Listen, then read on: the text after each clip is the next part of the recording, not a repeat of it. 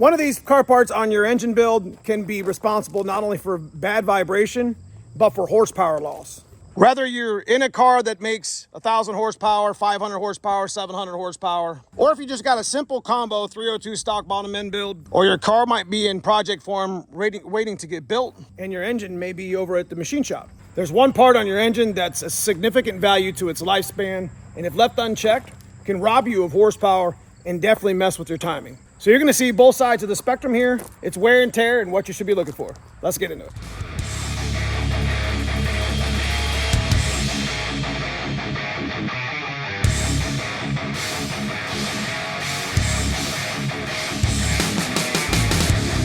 We've been going through a lot with our white car this year. Timing change, we've changed harmonic balancer, we've messed with injectors, we've messed with the whole turbo system, head gaskets, you name it, we had that problem this year on our white car. Normal maintenance, a lot of wear and tear, a lot of abuse in the car. But this one item, I had no idea how bad it actually was. But I didn't actually realize how bad my balancer was until, well, I got it off the car. But let me take you back. We pulled in a parts car that is a perfect example of what a stock balancer looks like and something that you need to keep in check on your foxbody Mustang if you're running the stock balancer on it, or even one that's maybe a little bit older like mine was. We picked up this 1990 Ford Mustang foxbody as a parts car. It's definitely has seen better days. However, it did have a stock motor in it that ran really well, that had a bad balancer on it, so it makes for a good example to show you here on the channel. Later in the video, I'll show you my white car's balancer, what it looks like when it's ready to go out. Check out this video of the stock balancer running. Gives you an idea what you're looking at. Got a Ford Mustang foxbody 302 HO motor. When your harmonic balancer is seeing better days, that's what it looks like. This thing is wobbling all over the place. When it's like that, it needs replaced.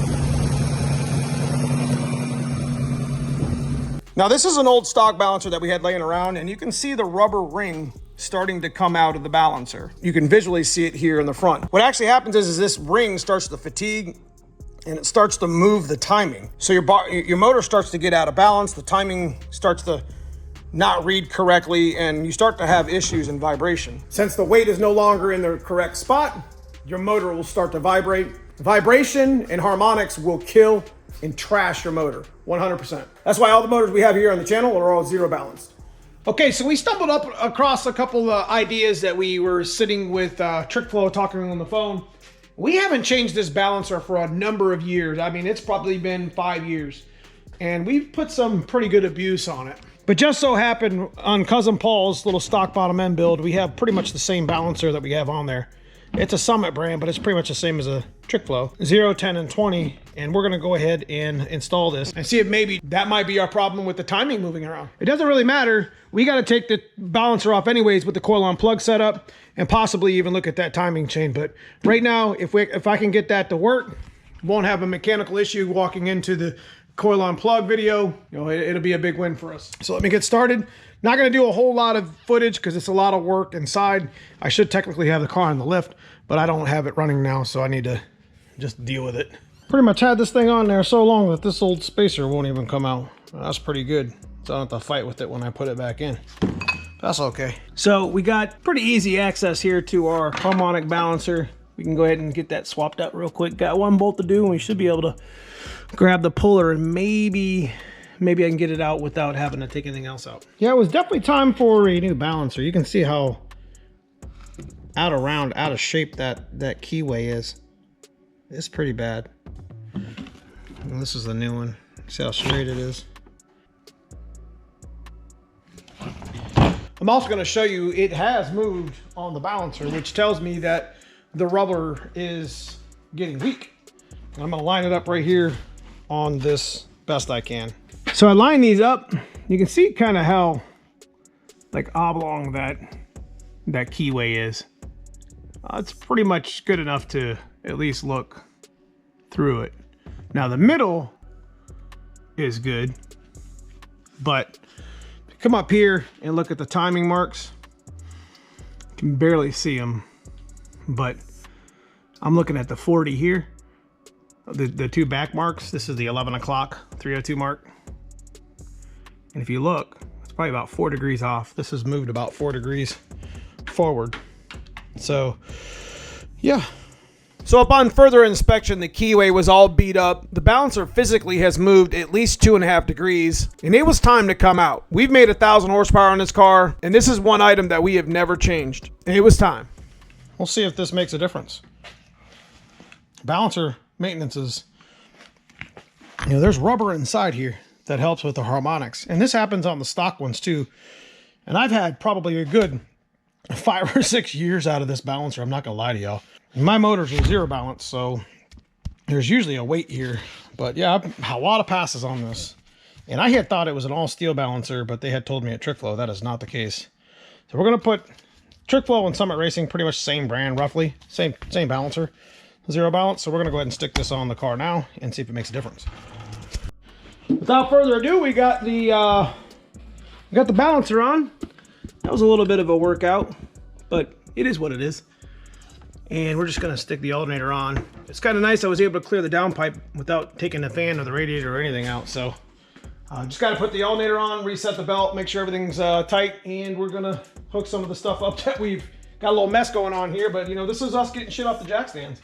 I mean, look over here.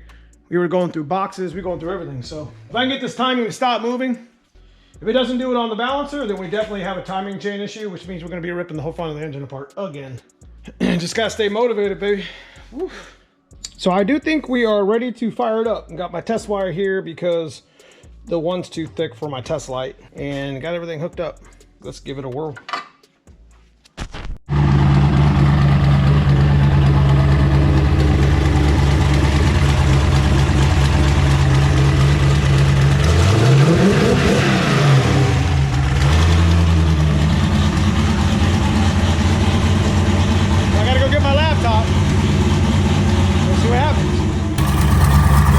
Definitely seems to run quite a bit better. Balancer's nice and straight. At least we have an accurate timing, and we're not worried about the balancer walking. Let's take it for a ride.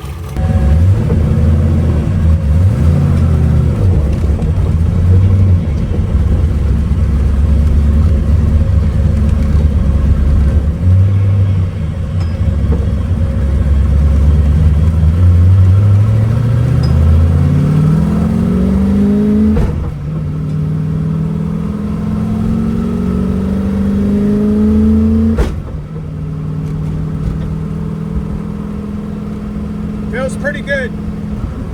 I don't feel as much vibration in it as I did before. But again, it wasn't a whole lot to begin with. I just knew that there was something wrong.